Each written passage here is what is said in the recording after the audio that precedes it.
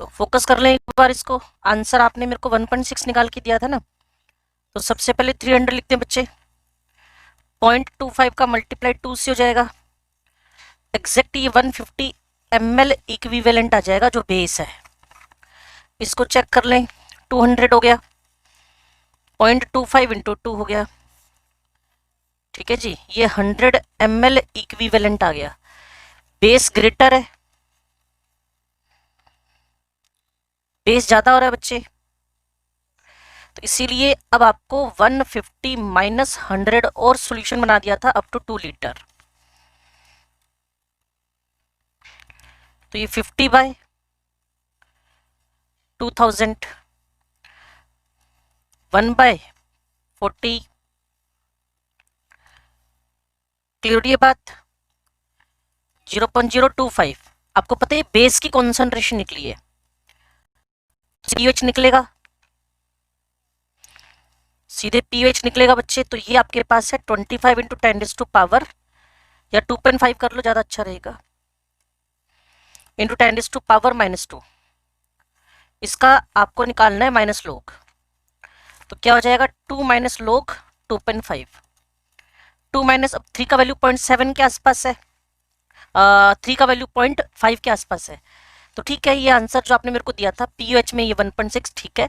और पीएच इसकी आपके पास हो जाएगी 12.4। ठीक है।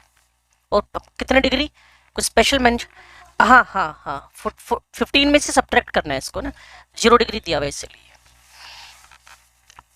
तो इस क्वेश्चन में किसी को कंफ्यूजन हो तो डिस्कशन कर लो। जो ज्यादा था वो डोमिनेंट कर गया, इस वजह से बेसिक मीडियम में सीधे बेसिक मीडियम रिजल्टेंट बन गया, इसलिए पीएच निकला या पीओएच निकला है आपके पास। और अगर ये पीएच बोल देता बच्चे पीएच, ठीक है, तो आप 15 में से सब्ट्रैक्ट करते क्योंकि 0 डिग्री सेंटीग्रेड मेंशन किया हुआ है।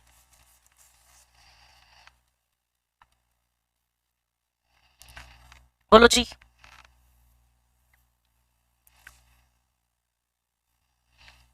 हाँ जी, तो इस टाइप के क्वेश्चन की प्रैक्टिस करें या फिर कुछ नया खोल लें?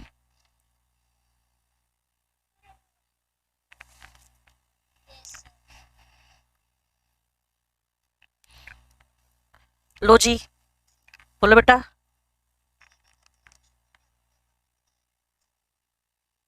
चलो एक बार ये कर लेते हैं, फिर उसके बाद उसको भी टारगेट कर लेंगे, ठीक है? फिर उसको वापस ओपन करना पड़ेगा ना। नंबर कौन सा है वैसे उसका?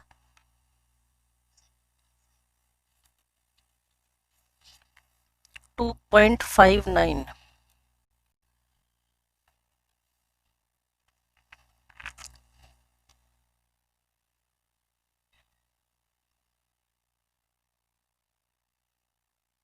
ये वाला ना? हाँ, इसको मैं टारगेट करता हूँ उधर जाके ना, बस एक सेकंड रुक जाओ। कोई बहुत बड़ा ये है नहीं इसमें पंगा।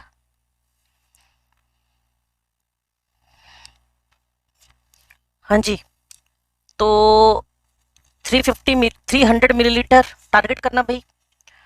0.02 कैपिटल एम, ये आपके पास है HCl, मिक्स कर दिया है। 300 मिलीलीटर 0.02 m H2SO4, अभी और भी है, प्लस 400 मिलीलीटर 0.02 m NaCl। लो जी, 60 से लेकर 90 सेकंड के बीच का टाइम है आपके पास।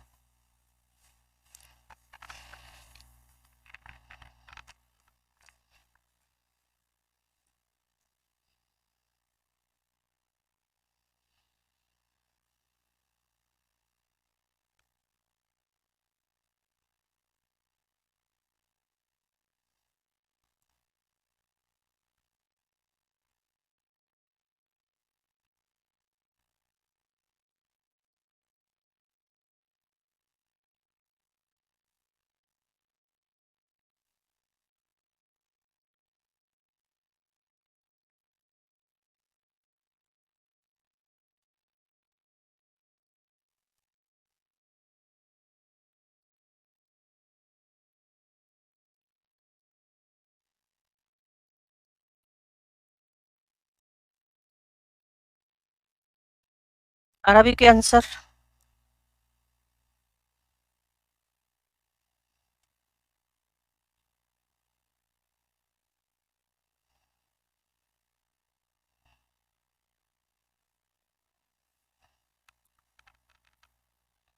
N1V1, N2V2, N3V3, N final, V final. ठीक है जी। N की बेस है ही नहीं इसमें, कहाँ है बेस बच्चे?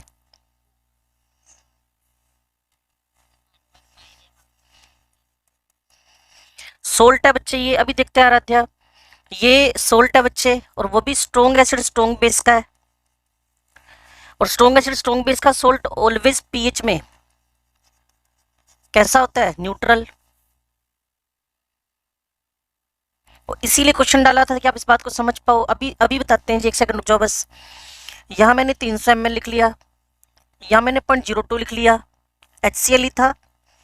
फिर H2SO4 है तो यहाँ 0.04 लिख लिया। बस बार बार यही सिखाना है आपको कि आपको करना क्या है इसके अंदर। और अब ये सिर्फ और सिर्फ जिसका already strong acid strong base का सोल्ट है, उसकी पीएच बाय डिफॉल्ट ही कैसी है? 7। और अपनी कॉपी में कहीं लिख लेना, अगर कोई स्ट्रॉन्ग एसिड स्ट्रॉन्ग बेस का सोल्ट डाल दिया, it contributes only in volume. बच्चे सिर्फ वॉल्यूम में कंट्रीब्यूट कर रहा है। वॉल्यूम कितना हो गया? 300, 300, 400, 1000 मिलीलीटर। आपने ये तो नहीं कर दिया 400 को 0.02 से मल्टीप्लाई करके ऐड कर दिया हो कहीं? गलत किया, यही गलत किया। कोई ऐसा बच्चा है जिसको ये पता था कि ऐड नहीं करना? तो अपनी कॉपी में कहीं लिख लो, नहीं तो ये कल वैसे थ्योरी में मैंने लिखवाना था, मुझे लगा ये थ्योरी में लिखवाने वाली बात वैसे अलग से है नहीं।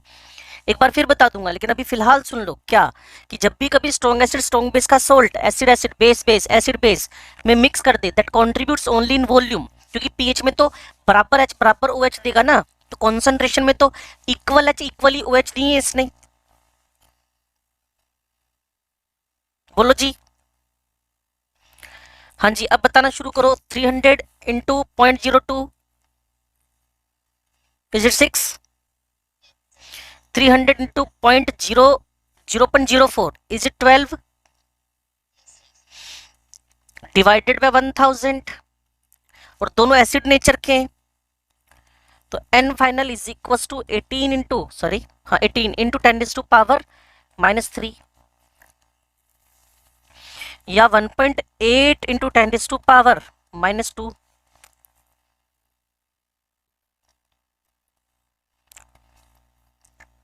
pH is equal to 2 minus log 1.8।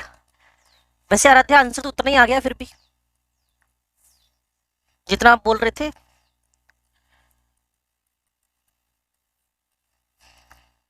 बोलो जिसमें कोई कंफ्यूजन है तो, अदरवाइज जो एक इंपॉर्टेंट बात बताइए कहीं साइड में, इसको वेरी इंपॉर्टेंट करके लिख लो।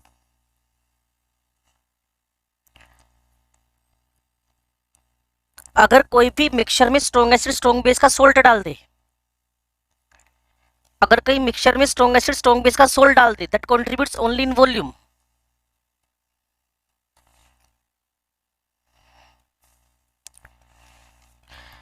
क्यों जी? चलो एक क्वेश्चन लास्ट एंड फाइनल ले लो। 250 millilitre 0.01 m HClO4 with 750 milliliter 0.1 m NaOH with 500 milliliter 0.2 m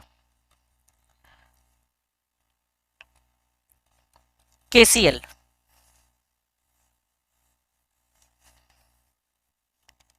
pH निकालनी है आपको 100 डिग्री सेंटीग्रेड पे। Time period 60 to 90 seconds.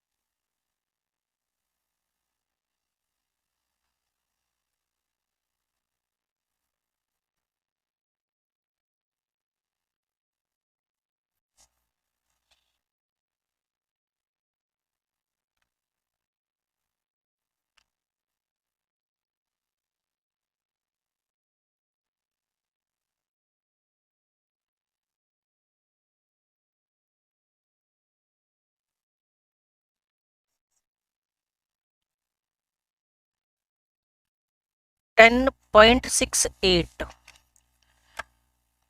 लो जी लिखना शुरू कर देते हैं। 250 मल्टीप्लाई 0.01, इसका मतलब ये हो गया 2.5।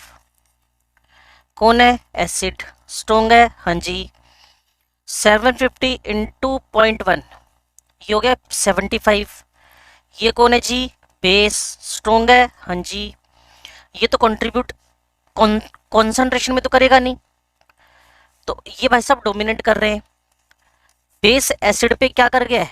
डोमिनेंट। अगर आपको मेरी बात समझने में क्लियर हो रही हो तो अब मैं 75 N1V1 माइनस N2V2 करूंगा, डिवाइडेड बाय 1500 मिलीलीटर करूंगा, और ये मेरे पास कॉन्सेंट्रेशन ऑफ NaOH मतलब बेस आएगी। इन दोनों का डिफरेंस 72.5 डिवाइडेड बाय 1500 है। 72.5 बाय 15 इंटू 10⁻⁻² है। 15×5 75 होता है बच्चे, तो अप्रोक्सीमेट इसको 5 इंटू 10⁻⁻² अप्रोक्सीमेट। फिर अब क्या करोगे? POH 2 minus log 5, 2 minus log 5 का वैल्यू 0.698 था, अब 0.698 है, जैसे 0.698 मतलब 0.7, तो ऊपर भी आपने थोड़ा सा गड़बड़ किया था ना 72.5, तो यहां भी 698 को 0.69 ले लो।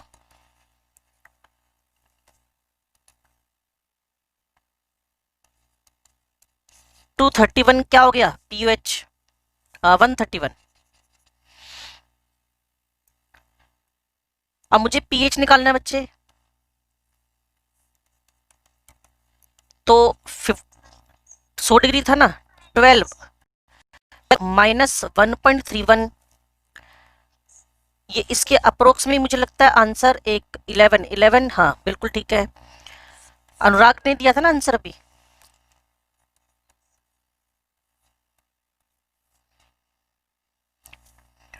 बात समझ में आ गई भी? ये क्लियर होगी सारी कहानी?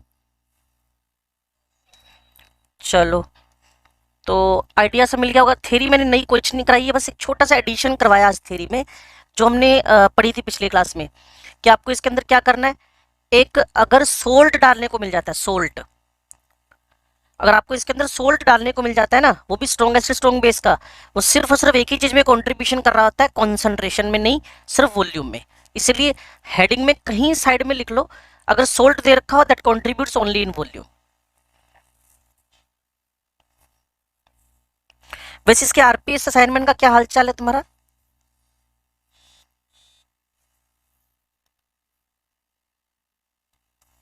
सारा वापस बताना है बच्चे?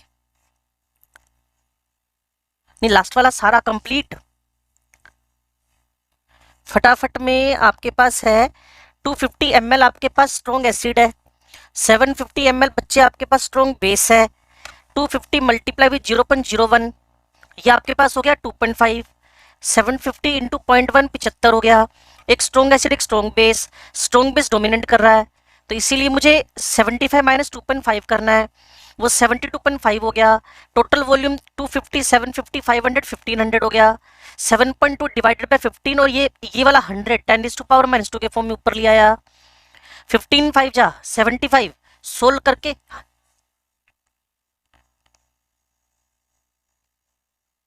ये तो बच्चे बताएंगे। अब बच्चे मैंने 0.2 क्यों नहीं लिया? हाँ, स्ट्रॉन्ग एसिड स्ट्रॉन्ग बेस का सोल्ट है इसलिए नहीं लिया उसको। और इसी को जाते जाते मैं बोल रहा था आपसे, क्या वो जो हाईलाइटेड पड़ा हुआ है ना,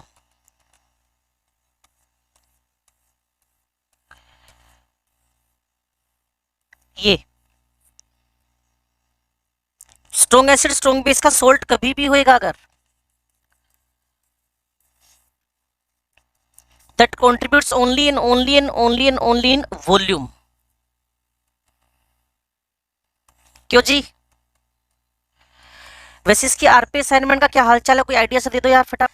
दूसरे पे कोई डाउट नहीं पड़ा हुआ मान के चलूं, थर्ड पे भी कोई डाउट नहीं बचा हुआ ये मान के चले हम, फोर्थ पेज पे कोई डाउट नहीं बचा हुआ ये मान के चले,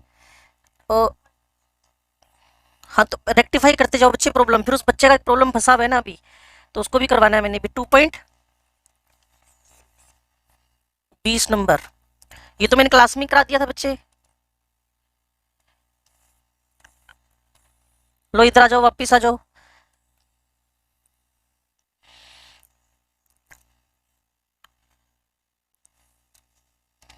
solid NH4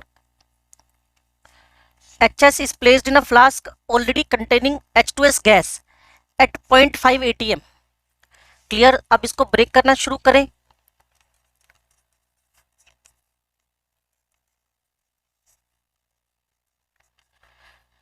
इसके अंदर H2S ऑलरेडी 0.5 atm थी बच्चे, एट अ सर्टेन टेम्परेचर जो भी रहा होगा। The total pressure at equilibrium in the flask is double of the initial value. Total pressure आपके पास कितना अब, वो है 0.5 का डबल, मतलब 1। सुन पा रहे हो? तो बस काम खत्म। Kp इज इक्वल टू मुझे अमोनिया का और H2S का प्रेशर पार्शियल वाला मेंशन करना है।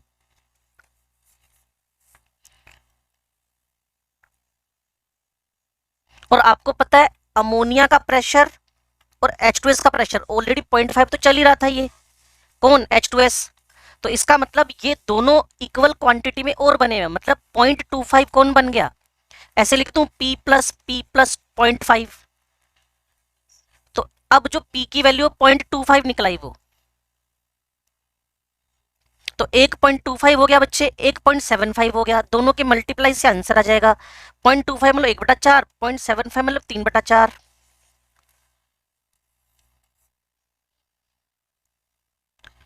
समझे बच्चे? अच्छा, इसके बाद अगला पेज कवरेज दे दो ताकि वापस खोलने ना पड़े ये पेज ना। 5 नंबर पेज सभी बच्चे डन है? 5 नंबर ही था ना ये, हाँ 4 नंबर पेज ये वाला। अगला पेज है, इस पे कोई 5 नंबर पेज पे कुछ भी फंसा हुआ है जल्दी से बोल दो ताकि पेज वापस ना खोलना पड़े।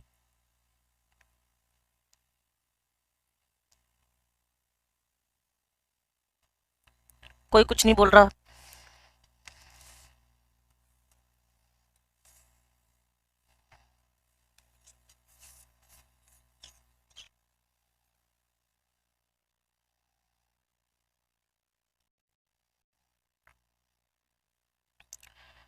हाँ जी, ये है मेरे पास A4 सॉलिड। अगर मीटिंग बीच में खत्म होगी बच्चे तो फिर मुझे कल बताना पड़ेगा ना, ये अभी मैं स्टार्ट कर रहा हूँ एक बार इसको।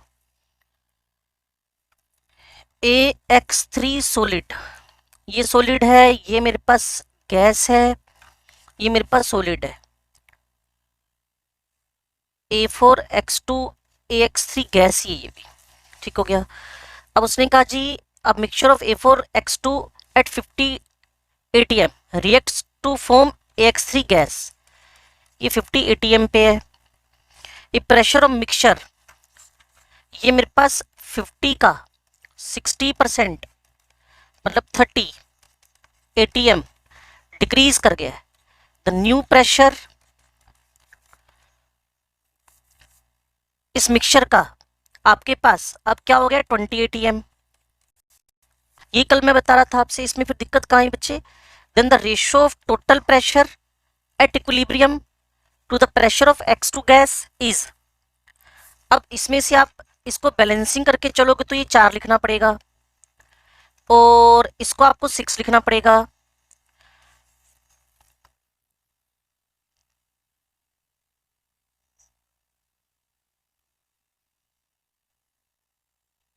और आपके पास है ये 50 में से 6p का सब्ट्रैक्शन होना और 4p इसका बनना, इन सबका सम मिक्सचर का आपके पास 20 atm।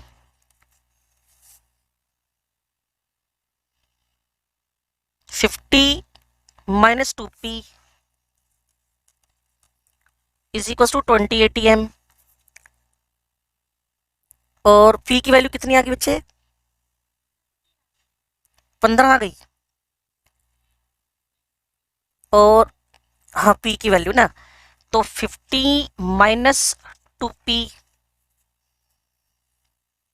इसका मतलब ये आपके पास 20 कौन बचा हुआ है, 20 बचा हुआ है कौन, x2 ये हुआ ना। और दूसरा आपके पास रेशो ऑफ टोटल, नहीं टोटल तो 50 नहीं रहा ना, फोल्स बाय 30, तो टोटल तो आपके पास 20 ATM ही, कितना ATM हो गया ये वाला नया वाला AX। इसका रेशियो देखना क्या है, इसका आंसर क्या गिवन है बच्चे, देखना 2:1। सेम रेशियो कैसे, इसमें भी फिर कैलकुलेशन मिस्टेक की होगी अपने ना। इसको मैं कैसे, कोई बात नहीं, अभी हम कल आते इसी को टारगेट पे ले लेंगे। 3 मिनट हम ऊपर निकाल चुके हैं, कल आते ही बच्चे किसका गुरलीन का डाउट